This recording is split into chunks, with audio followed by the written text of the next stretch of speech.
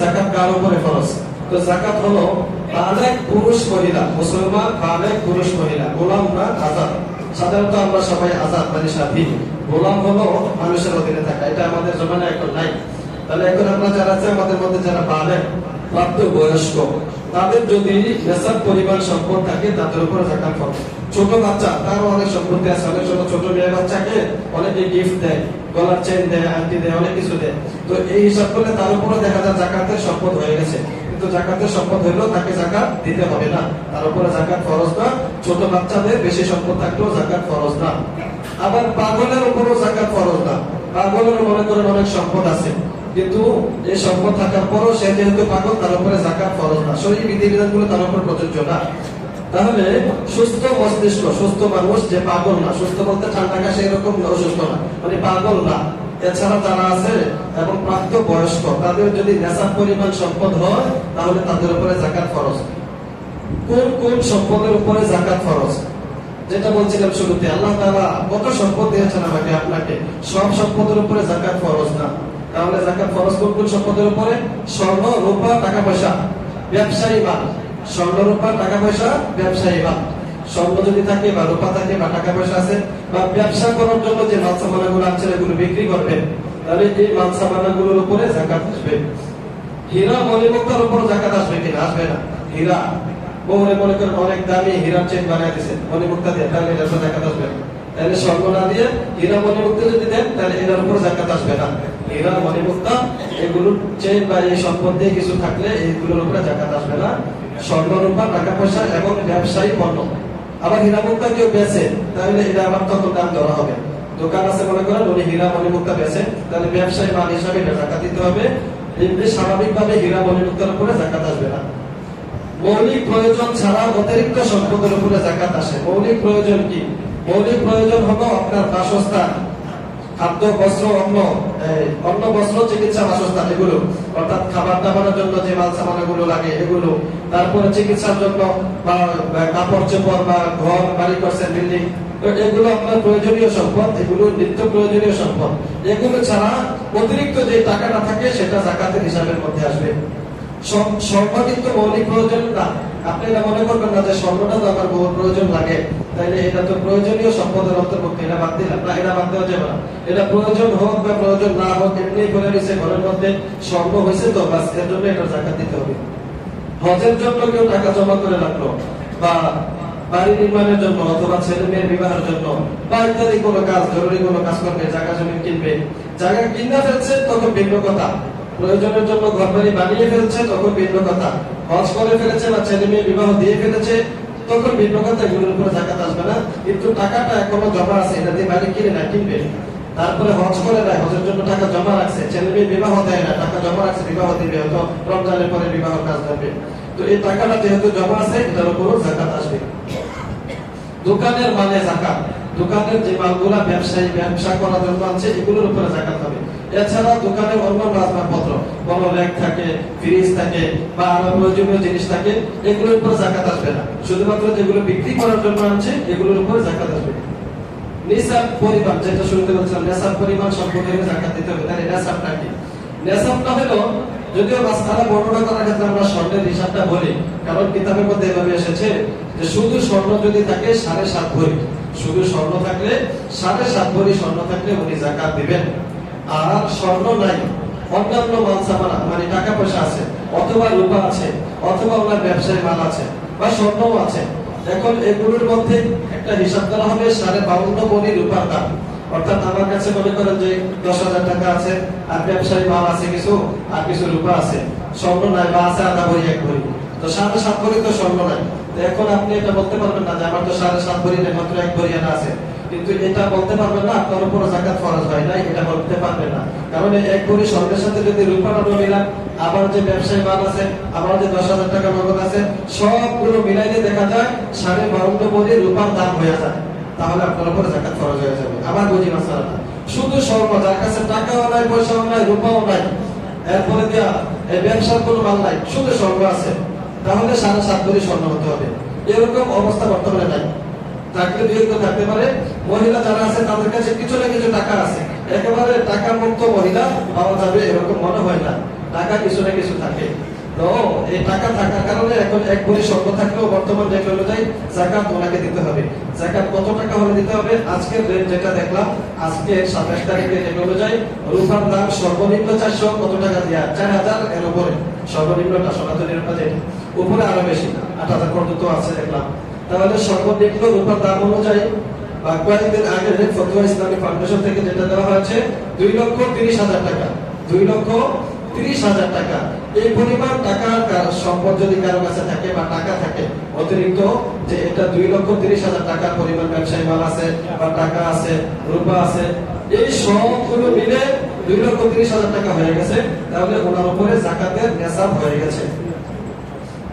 এই নেসাবটা কয়দিন থাকা জরুরি? এটা 1 বছর থাকা জরুরি। মাত্র আপনার কাছে মনে করেন এই 2-3 মাস আগে টাকাগুলো আসছে, এতদিন আপনার কাছে টাকা ছিল না, এতদিন আপনার 10,000 টাকা ছিল মাত্র, 2-3 মাস আগে স্বর্ণ আসছে, রূপা আসছে, ব্যবসার মাল কিনছেন, সব মিলে দেখা যায় 2,30,000 টাকার মাল হয়ে গেছে, তাহলে আপনার উপর টাকা আসে নাই। 1 বছর কমসে কম অতিক্রম হতে হবে। এটার মধ্যে আবার সামনে মাসাল আসবে, এখানে আরো একটু ব্যাস আছে।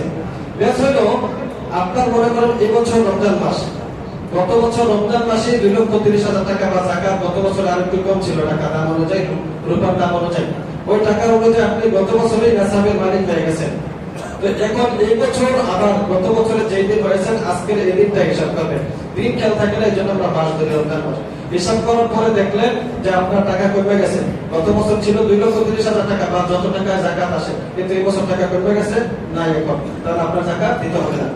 বা টাকা এবছর 2,30,000 বা তার চেয়ে বেশি আছে, মাঝখান দিয়ে কমে গেছিল, 2-3 মাস আগে আপনার পকেট খালি হয়ে গেছে, কিন্তু এখন এই রমজানে এসে আবার পকেট হয়ে গেছে, অর্থাৎ নেসাবের মালিক হয়ে গেছে, তাহলেও যাকাত দিতে হবে। মানে মাঝখান দিয়ে সম্পদ কম বেশি হওয়াটা ধর্তব্য না।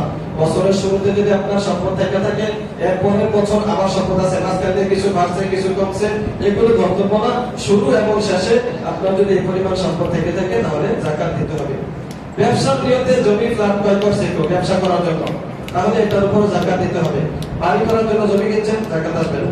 ব্যবসা করার জন্য অনেকে জমি ব্যবসায়ী, জমি কিনে বেচে, তাহলে ওনার এটা ব্যবসায়ী মাল ধরা হবে, এটার দাম হিসাব করে যাকাত দিতে হবে।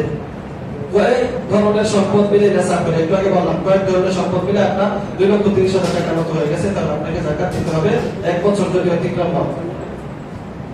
আচ্ছা, তারপরে কারো কাছে নিসাব পরিমাণ সম্পদ থাকার পর বছরের মাঝখানে আরো সম্পদ বৃদ্ধি হলো, আরো সম্পদ কমে গেল বা বেড়ে গেল, এটা একটু আগে বললাম, এটা ধর্তব্য না। বছরের মাঝখানে বাড়ছে কমছে, এটা ধর্তব্য না। যে বছর গত বছর যে মাসে যাকাত দিয়েছেন, আবার এই বছর এই মাসে দেখতেছেন যে নিসাব পরিমাণ মাল আছে, এই বছর আপনার কাছে যত টাকা আছে এই টাকা থেকে হিসাব করে যাকাত দিতে হবে। মাঝখান দিয়ে যে কমছে বাড়ছে, এটা ধর্তব্য না।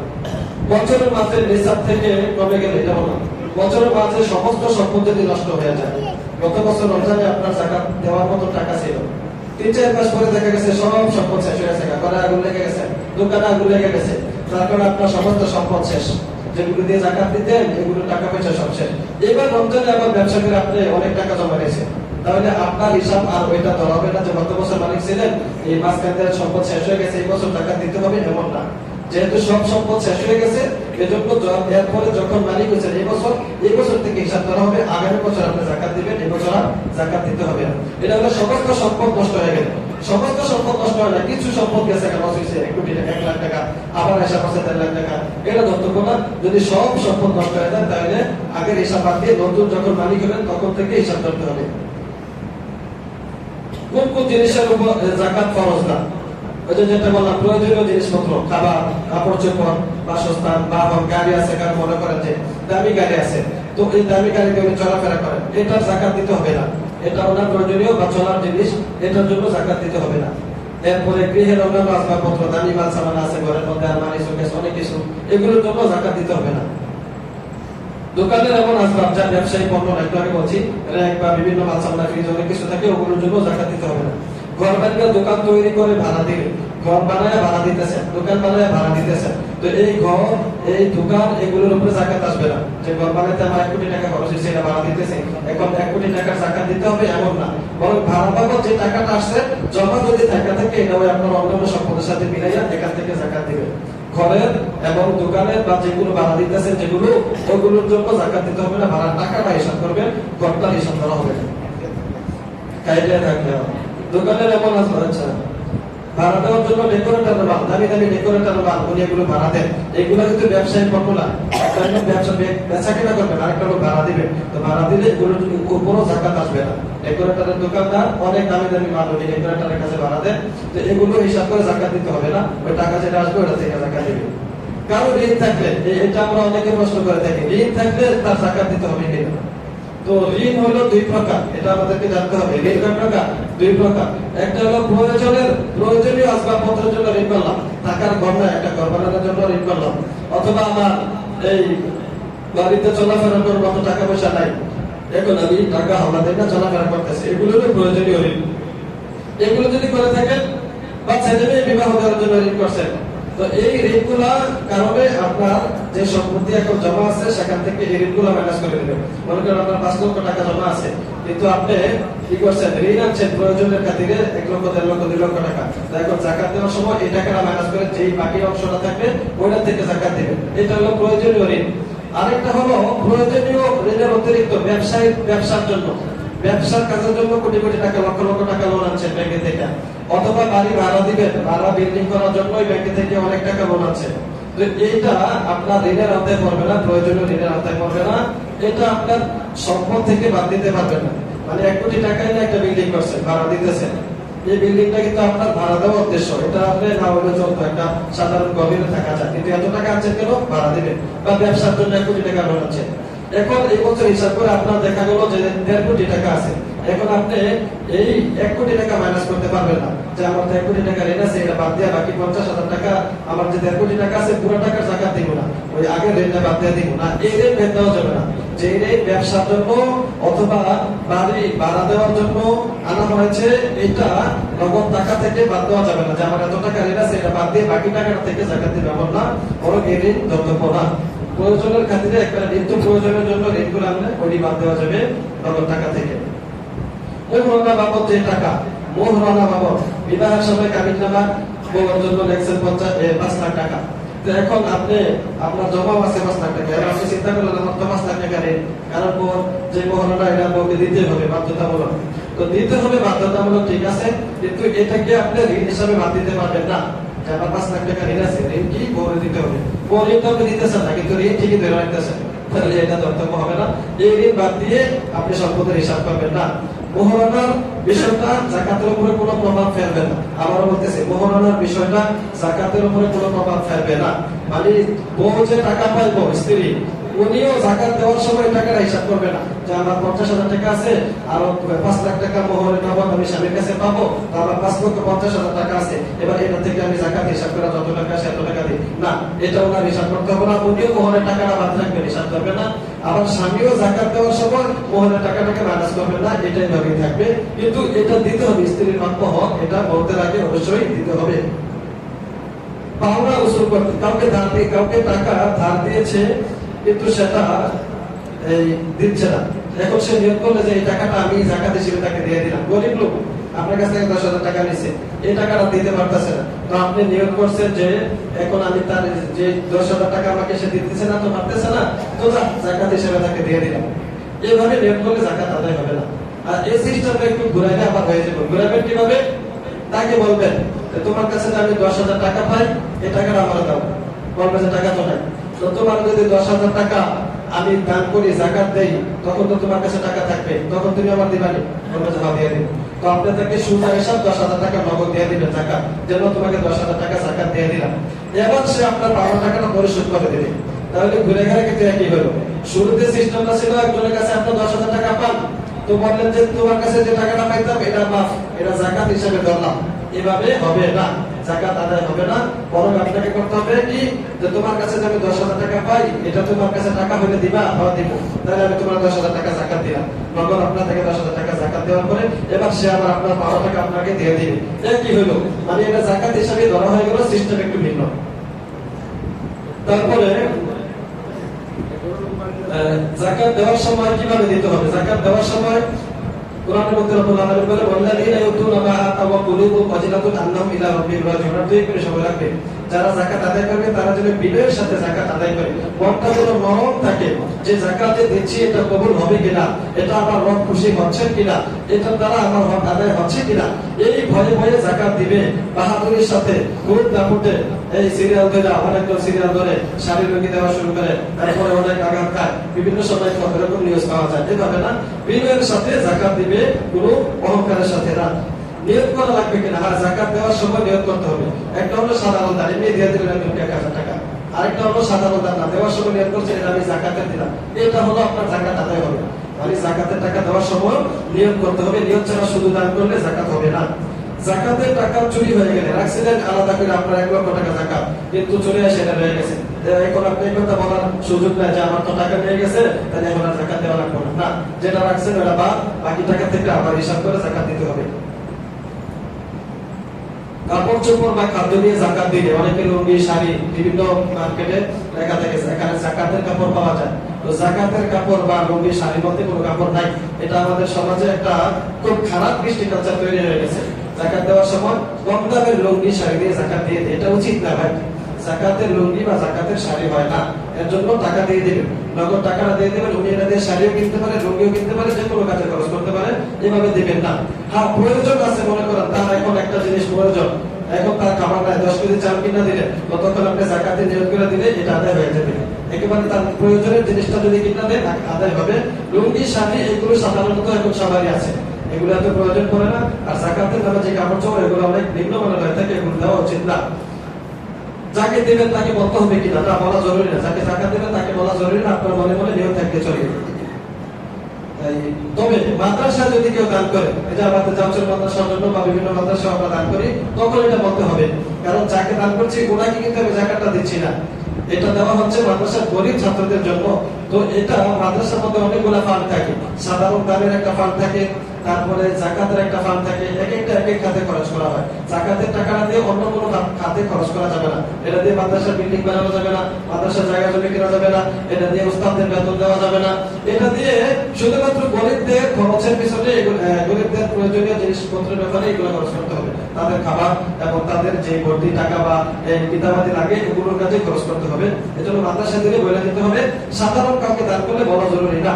অন্যের পক্ষ থেকে যাকাত দিতে তাকে জানাতে হবে কিনা জানাতে হবে। আপনার বউয়ের মনে করেন অনেক স্বর্ণ, তো বউয়ের টাকা নাই, স্বর্ণ আছে, অল্প টাকা আছে, যাকাত আসছে বউর উপরে 30,000 টাকা, এখন আপনি নিজের পক্ষ থেকে যাকাতটা দিয়ে দিবেন, উচিত। এবারে ফরজ দান, ফরজ হয়েছে বউর উপরেই, কিন্তু বউ তো দিতে পারতেছে না, তো এখন আপনার কাছে যদি থাকে টাকা আপনি দিয়ে দিবেন বউর স্বর্ণের যাকাতটা, এটা বউকে জানানো উচিত, স্ত্রীকে জানানো উচিত যে তোমার এই স্বর্ণ বাবা যত টাকা আছে আমি দিয়ে দিতেছি। তো এই টাকাও নাই, কিন্তু স্বর্ণ আছে, অল্প টাকা আছে, 1,000 টাকা আছে আর স্বর্ণ আছে, তো এখন যাকাত উনি কোথা থেকে দিবেন, নগদ টাকা নাই, তাহলে স্বর্ণ বিক্রি করে হলেও উনি যাকাত আদায় করতে হবে। তারপরে কাদেরকে যাকাত দেওয়া যাবে, সূরা তাওবা 60 নম্বর আয়াতে আল্লাহ তাআলা বলে দিয়েছেন, ইন্নামাস সাদাকাতু লিল ফুকারা'i ওয়াল মাসাকিন, কয় শ্রেণীর লোকদের কথা বলেছেন, ফকির মিসকিন যারা আছে, গরীব অসহায় যারা আছে, যাদের ঘরে মানে যারা ফিতরা খাওয়ার উপযুক্ত বা ফিতরা দেয় না, অর্থাৎ তার কাছে তার প্রয়োজনীয় সামানপত্র সারা মিলাইতে 12.5 ভরি রূপার দাম, অর্থাৎ 2,30,000 টাকা, এই পরিমাণ সম্পদ তার নাই, অতিরিক্ত ব্যবসায়ী মাল ছাড়া ঘর বাড়ি ফ্রিজ এসবগুলো মিলাইলে প্রয়োজনীয় ছাড়া, ঘর বাড়ি ছাড়া প্রয়োজনীয় অতিরিক্ত যে সম্পদগুলো আছে এগুলো মিলাইলে 2,30,000 টাকার মতো সম্পদ তার কাছে নাই, এরকম গরিবকে এই যাকাত দেওয়া যাবে।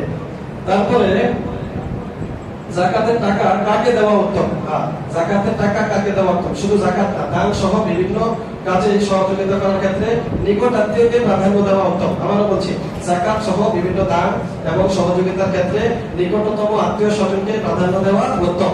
নিকটতম আত্মীয় বলতে মা বাবা স্ত্রী সন্তান, মা বাবা ছেলে মেয়ে, তাদেরকে কিন্তু যাকাত দেওয়া যাবে না। মা বাবা দাদা উপরে লেভেলে যারা আছে, আবার ছেলে মেয়ে নাতি নাতনি, তাদেরকে যাকাত দেওয়া যাবে না। এছাড়া ভাই বোনকে যাকাত দিতে পারবেন, কাকা কাকিকে যাকাত দিতে পারবেন, ফুফা ফুফিকে যাকাত দিতে পারবেন, খালা খালুকে যাকাত দিতে পারবেন। নিকটতম যারা আছে তারা যদি অভাবী হয়, যাকাত খাওয়ার উপযুক্ত হয়, আগে তাদেরকে দেওয়া উত্তম।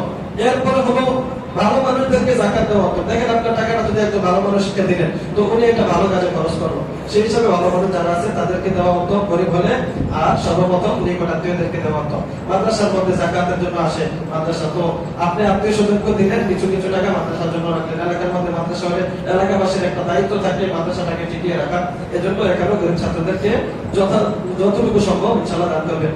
নিশ্চিত জানা আছে একটা লোক খারাপ কাজ করবে, টাকা রাতে এখান থেকে হিরোইন খাবে, হিরোইন ছিপ, এরকম আসান এলাকা থেকে শুনুক, তো আপনি তাকে জাকাত দিলে আদায় হবে না।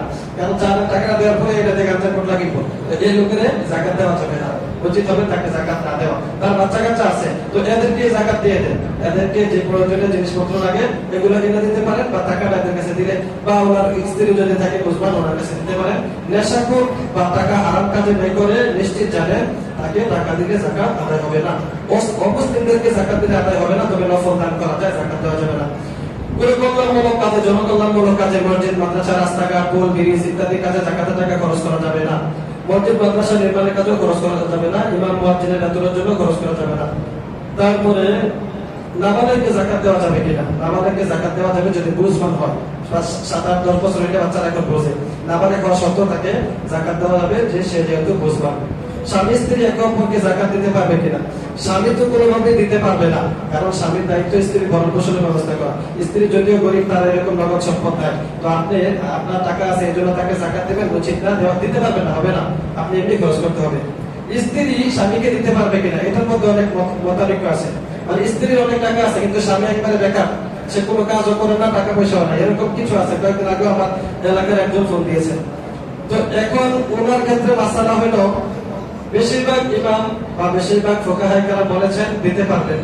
স্ত্রী তার যাকাতের টাকাটা স্বামী যদি উপযুক্ত হয় খাওয়া, স্বামীকে দিতে পারবেন।